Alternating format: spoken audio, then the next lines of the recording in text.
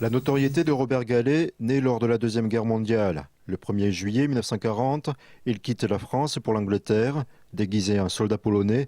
Objectif, rejoindre les forces françaises libres. Il a alors 19 ans. Un an après, il participe à la campagne de Syrie. Aldo Fabri, président de l'association de la 2e DB, a pu échanger avec lui sur cette période. Quand ils sont arrivés en Syrie, donc il y avait l'armée de Pétain. C'était tout à fait fratricide.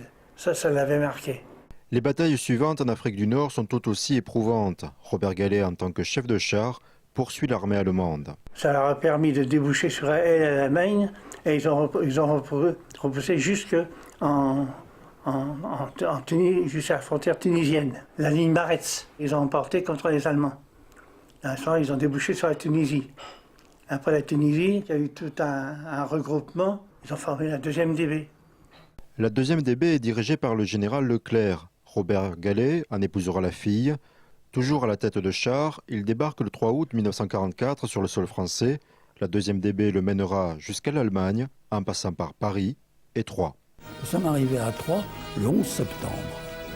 Et ça a été un peu pour moi une grande émotion d'arriver par la route de Saint-Germain et de retrouver en fait la route où, quand j'étais potache au lycée de Troyes, quand j'étais élève au lycée de Troyes, on nous emmenait en promenade. Lorraine, Alsace, puis campagne d'Allemagne, Robert Gallet et ses compagnons de la 2e DB sont toujours en première ligne. C'était pour nous un très grand enthousiasme de se dire que nous avions la chance de participer à la libération de notre pays.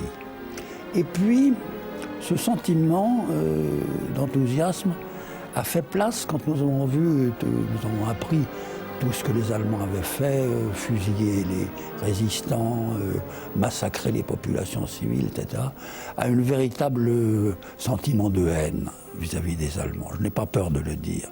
Hein. Nous les avions en haine. Et si vous voulez, toutes les tortures qu'ils avaient pu faire aux résistants, les gens qu'ils avaient emmenés en déportation, tout ceci nous révoltait et nous étions extraordinairement désireux d'éliminer tous ces Allemands. Robert Gallet restera toujours discret sur cette période de sa vie. Il partagera le récit de ses combats uniquement avec ceux qui ont connu la Deuxième Guerre mondiale. Ça fait un vide. Ça fait un vide.